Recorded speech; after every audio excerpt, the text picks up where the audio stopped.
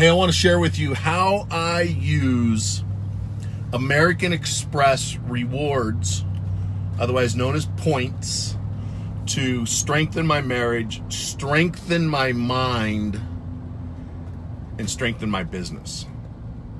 Now, I don't know if you ever thought about it that way, but a lot of people use their cash back for frivolous things. They use their points maybe to get away, to come to Las Vegas and blow a bunch of cash. Generally, what I use my points for is to take my wife on vacation. We really don't ever vacate when you're an entrepreneur and you care about your business and you care about people and you care about change in the world. There is no such thing as vacation time. There's some downtime, but it's not like, going and laying on the beach, drinking Mai Tais and forgetting the world. So what do I do with my points? Well, I went and back in September of last year, I purchased 2 round-trip airfare tickets, first-class tickets on Alaskan Airlines from Las Vegas to Homer, Alaska. I purchased a $7,900 all-inclusive lodge resort-like setting on the Kenai Peninsula in Homer to do 4 days of world-class halibut and salmon fishing. Paid for all through American Express points. Now that would be a vacation, right? Knowing going up there is no Wi-Fi. I will have cell phone signal, but that's about it. But it gave me the downtime to finish up my book, Dan Kennedy's latest book, How to Be a Ruthless Manager, in the No Bullshit series of his. Incredible book. But it also gave me time to spend time with Michelle without all of the distractions. And if you saw the pictures of me on the boat, especially on the cold, rainy day, I was all bundled up and we were out there for about 8 hours. It gave me a lot of time to reflect on, my personal life, my spiritual life, my physical well-being, as well as my business life. So you really want to do that. You want to take some downtime, and not necessarily 7 days of sitting around drinking beer, but take a book with you and start studying. Now, how can you get the Amex points to allow you to do stuff like that? That $10,000 trip really didn't cost us anything. It just costed our time to fly up there and fly back. Now, how is that possible? Well, I use a business American Express card to pay for all of the expenses in my business, or is all of them that I can pay for. I do pay a team of approximately 22 people. I pay their salaries, their wages on my American Express. I pay the rent on my house here in Las Vegas with American Express. I pay the rent.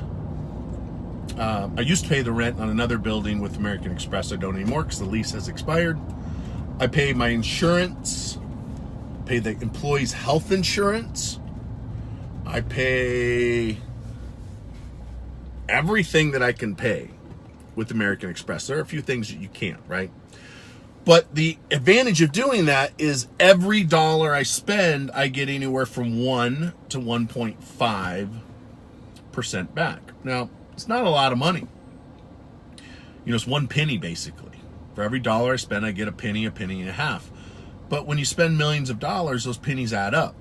Now, you might not be in the position to spend millions of dollars. You might not have a business. There are personal cards as well.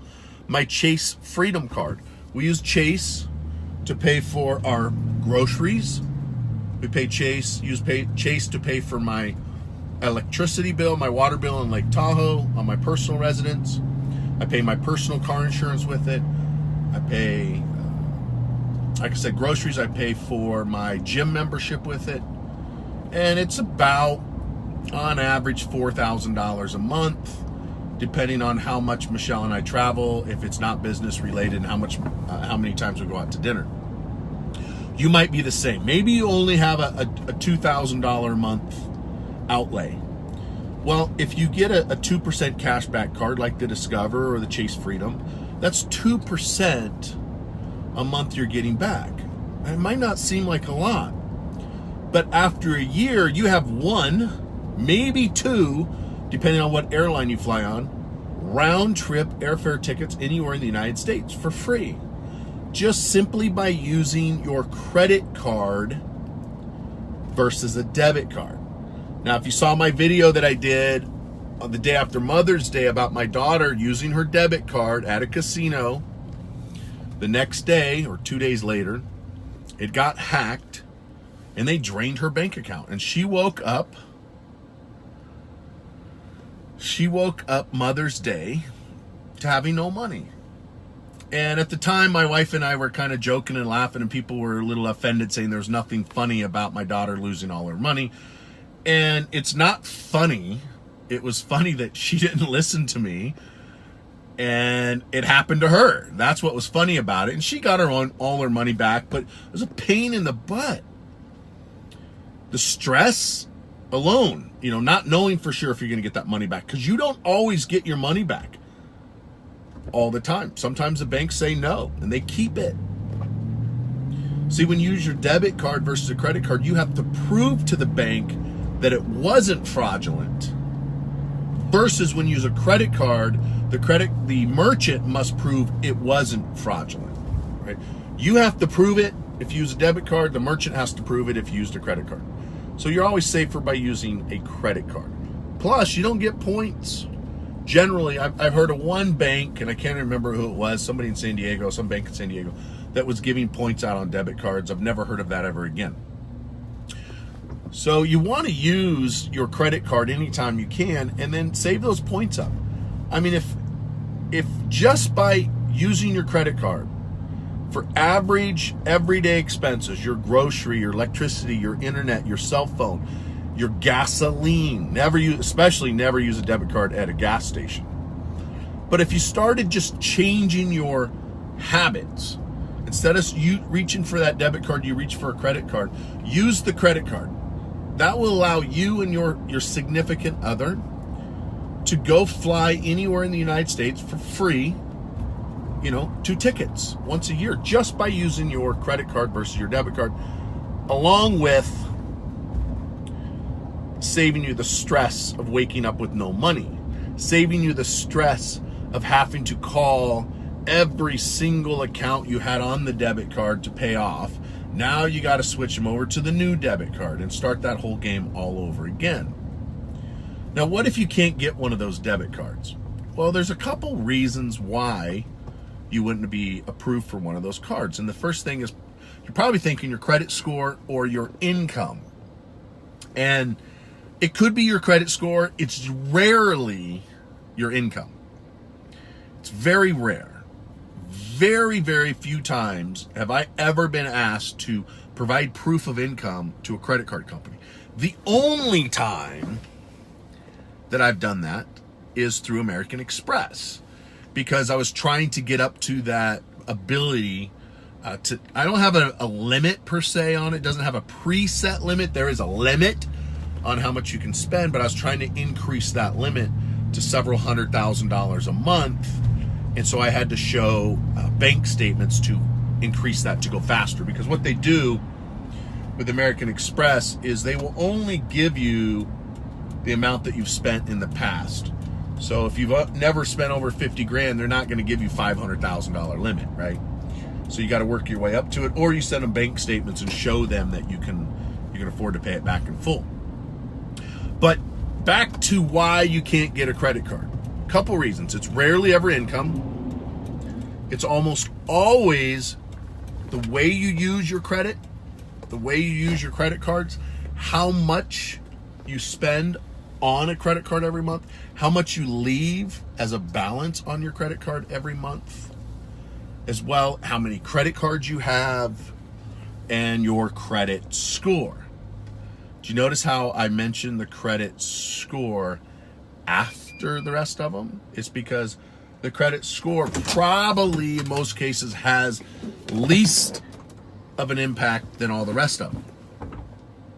Because there are cards out there like Capital One Venture Card, which in my opinion is by far the best consumer travel rewards card. I think it is the best, Capital One Venture Card. It is not credit score driven. So they don't necessarily approve you or decline you based on credit scores. It has to do more with how much you spend every month and whether or not you maintain a balance. Now, what if you have bad credit? What can you do to increase your credit score? The number one thing, is you need to pay down your credit cards. Get them below 10%. Not 30, not 50, not 70, 10%. Get your balances below 10%. If you pay your credit cards off in full every month, all you have to do is call the credit card company and ask, what day of the month do you report to the credit reporting agencies? And then make sure your credit card is paid in full 3 days prior to that report date. Because if you're paying your credit cards off in full every month on the due date and they report 10 days prior to the due date, they're reporting your full balance and you're not getting credit for paying off the credit cards. And it's driving down your credit score. So the number one thing you can do is to pay down or pay off your credit cards early or pay them down below 10% or keep your balances below 10%.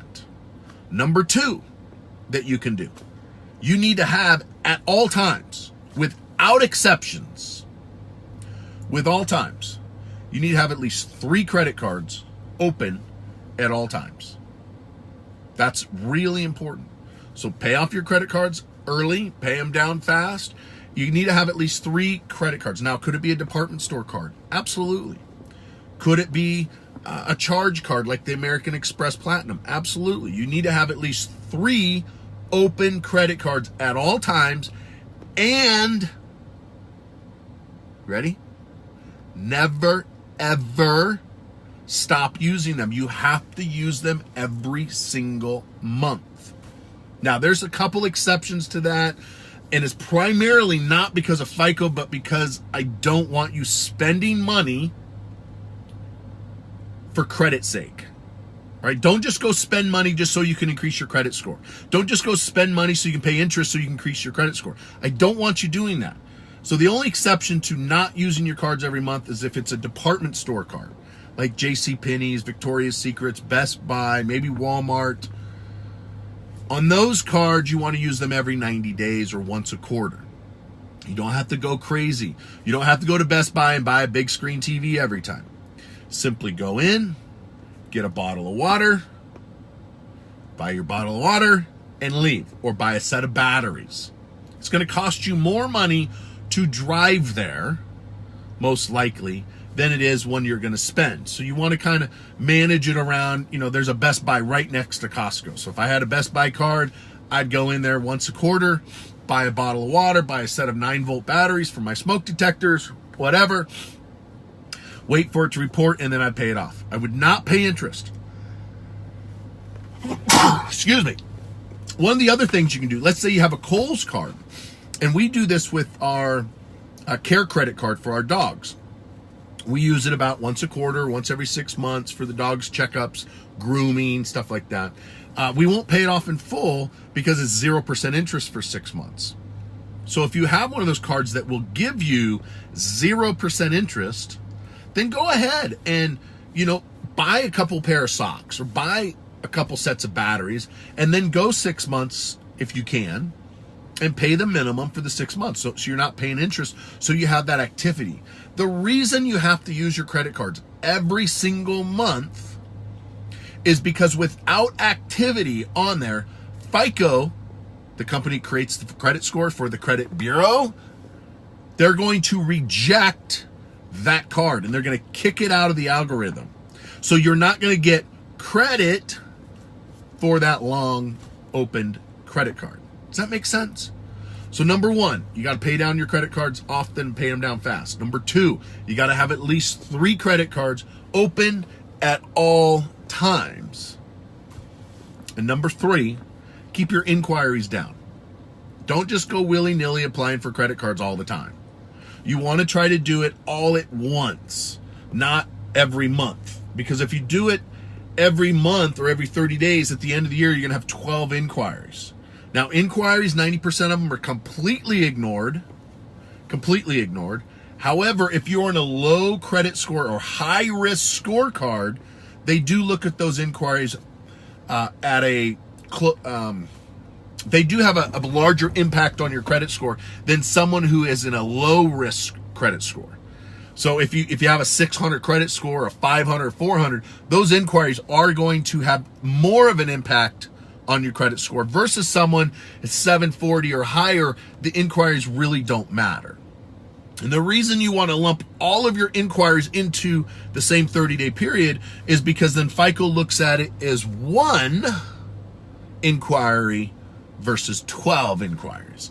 The other thing is, if you do it all at once, it doesn't always show up immediately on your credit report, so it allows you a better opportunity of getting those other credit cards. So you want to kind of plan your spending around the same time frame. And a good time to get your credit cards is in May. So this month is a great month for it, because what do we have coming up? We have vacations coming, and so the credit card companies want to they lessen their requirements for you to get the cards, an attempt for you to spend some money and pay some interest, which I don't want you to do.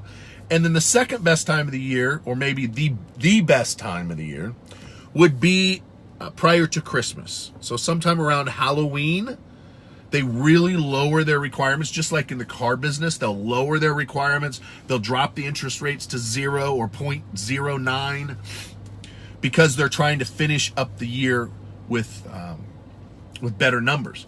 And the reason the credit card companies will do it is a couple reasons. One, they want to tempt you into spending money so they can make interest. And two, if they issue you a $10,000 credit card and you spend $5,000 on it, that $5,000 goes on their balance sheet and it makes that company more profitable. Does that make sense? So you want to kind of figure out when you're going to do your inquiries for the year. May is a great time. October is a great time. Now, if you have bad credit, I can help you fix that, or you can hire anybody else out there.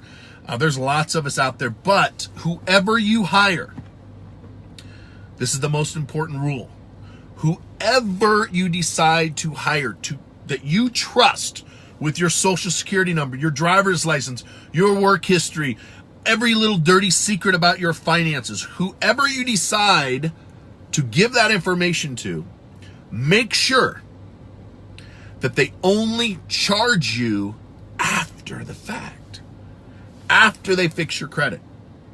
Now, there's a lot of companies that are copying my model. We're the first company in America to do 100% paid on performance.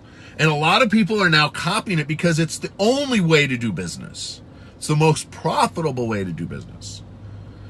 The problem is it takes about 3 years to break even. And so what they do is they cut corners. They're not licensed. They're not bonded. They're doing it themselves. They don't have FICO trained professionals doing it. They don't have an attorney on staff. So when you decide to hire someone to fix your credit, do your research. Make sure they've been around the block a few years. Make sure they charge you after the fact. Make sure they're licensed and bonded. All right. I got to go into the office. I haven't been here for over a week. See you later.